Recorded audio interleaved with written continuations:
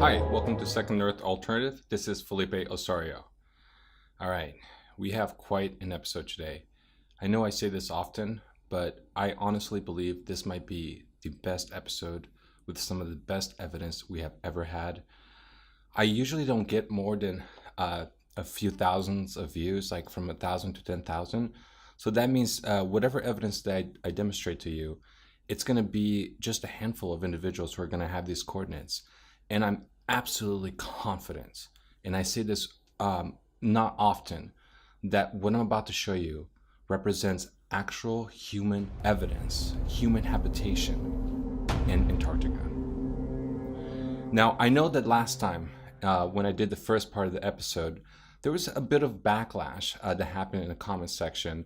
A lot of people were kind of dissatisfied with the quality of evidence, basically stating that some of the rocks that I showed you, saying that they were evidence of human civilization, people pointed out different geological processes, such as the accretion of till, which is basically rocks that get pushed over by glaciers, as well as drainage systems that happen within the glacier that creates creases that could look like parallel rocks.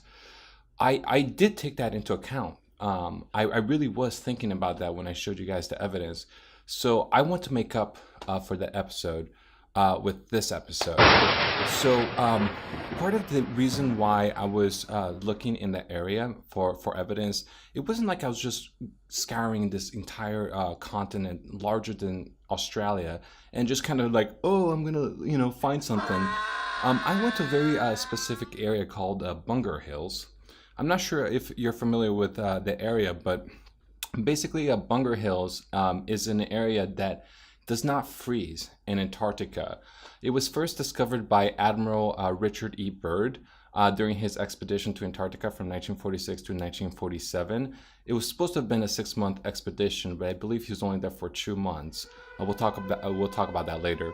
But basically, he flew over this area that they called like an oasis in Antarctica that basically it just doesn't freeze. There are like liquid lakes there. The land is free of snow. There's even, I think, a couple types of fauna that actually grows in the area. And what I found interesting, here's a quote that Richard E. Byrd talked about when he went over the area. He said, "It's one of the most remarkable regions on Earth. An island suitable for life has been found in a universe of death." So that's one of the reasons why I decided to look in this area. But another reason, which I think is really, really important to point out, is Secure Team 10. They broke 2 different stories regarding a UFO and a base that was discovered in Antarctica. Well, it happens that these discoveries are not only just a few miles from each other, but they are literally at the center of this Bungar Hill area. It's like a 952 square kilometer area free of ice.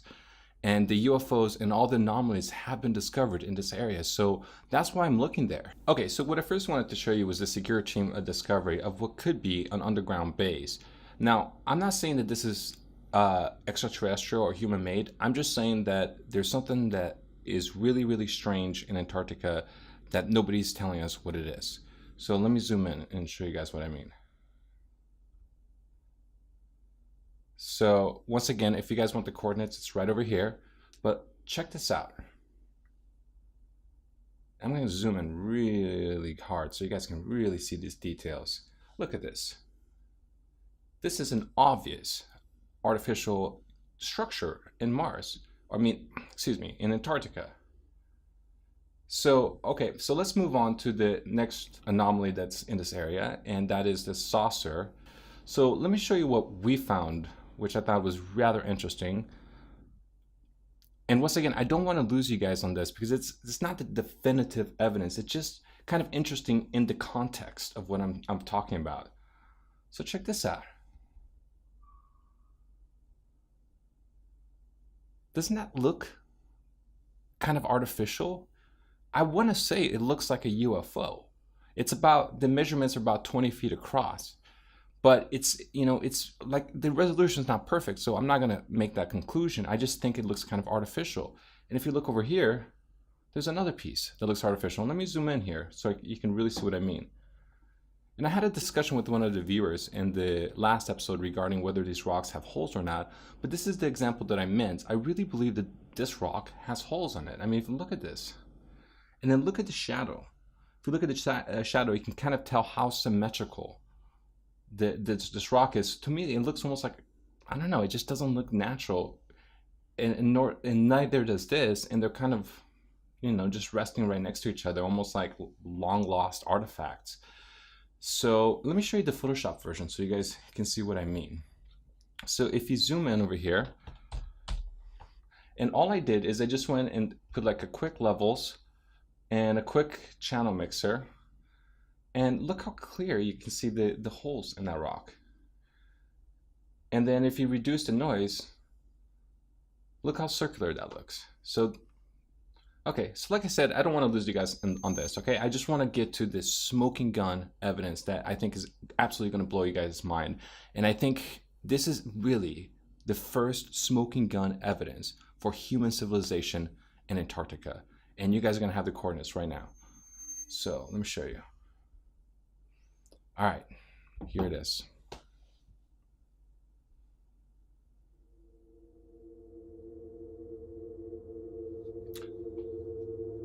So, take a look.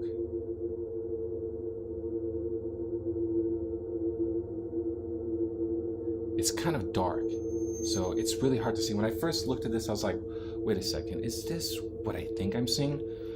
But I think what's so interesting about this evidence is most of the evidence, when you start zooming in, it looks less like evidence. Like sometimes when you find something on Mars and you really zoom in, it starts looking, you know, like the face of Mars. So it looks less like real evidence. But when you zoom in and it actually looks more artificial, that's when I kind of get blown back. So let me put this in Photoshop and show you guys what I mean. So if we go to Photoshop, we'll go to that exact same frame. And this is the dark version, right? So I just did a basic levels, and let me show you what happens here. Look at this.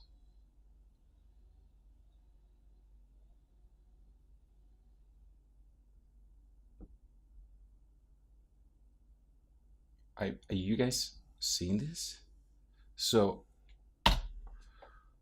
let's work with that. Look, this sharp, look at these triangulations with these stones. Look, here's another one and another one right over here. And what shocked me about this was this perfect circular column. And I measured this. I think it has like a radius of 8 feet. So these are massive structures that we're talking about. But look at that. And then look at these stones right over here. Look how perfect they are. They all line up. In this complex, what it does is it kind of V's itself off into this narrow corridor. So let's go back to Google Earth. And see, it's a little bit dark, so you can't see how artificial it is. But this is what I mean. It's like you zoom in, you get really close, you brighten it up, and it looks even more artificial. And then if you just, you know, go to the left over here, look at this. And I understand that in the process of glacier, you know, when glacier creates till, which is like the glacier pushing excess rocks, I know that it can create cracks and things that look like that. But this, I don't know about this. I mean, this is looking really artificial to me. It's like you can almost see like missing blocks here. And this complex is what shocked me. This complex in which you see this perfect circle, this raised plateau, you know, which is perfect. It has like this rhomboid kind of, almost like a parallelogram type shape, because if you look at these blocks over here, they have this kind of symmetry in which they kind of triangulate in this complex. And you guys just go to Google Earth, go to the coordinates, and look around, and you see what I mean. So, all right. So what does this mean? That's a complicated question, because we don't really know why there is these artificial structures in Antarctica. But also, Hitler, I think between 1936 and 1938, had all these expeditions to Antarctica. And he had even established a little area called New Swabia. But what I really wanted to explore was this concept of this woman. Her name was Maria Orsic.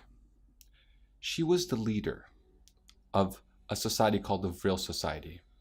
I know, she's bombshell, right? And here's what's so crazy. This woman believed that she was making contacts with an extraterrestrial from some light system. I think it was like 68 light years away.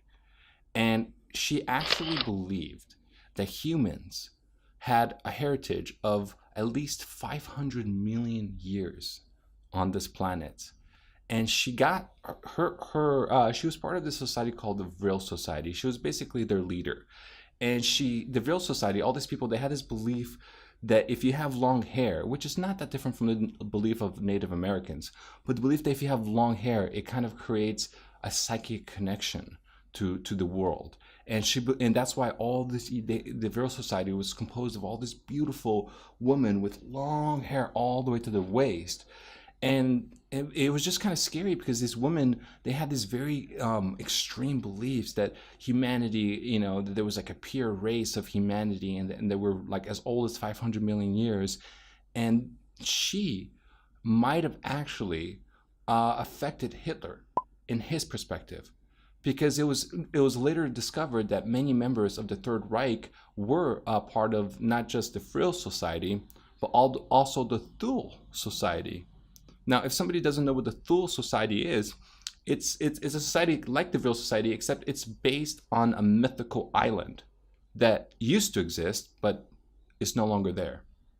So, really weird. A few of you guys might know about the case with the Rendlesham Forest, where they decoded the ASCII writings from one of the contactees of that incident, and they talked about exploration for humanity, and then the coordinates that they put was High Brazil, or at least where High Brazil used to be, which was a mythical island in ancient maps.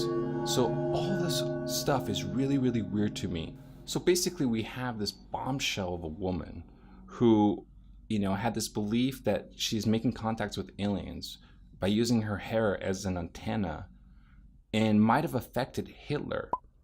And by going through Google Earth and finding actual evidence, human civilization evidence in Antarctica, did we just find the next Atlantis?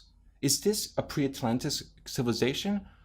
Or did we just verify a crazy Vril Society bombshell of a woman belief in which affected Hitler and possibly all of World War II? Could this be any stranger? This is Felipe Osario, signing out.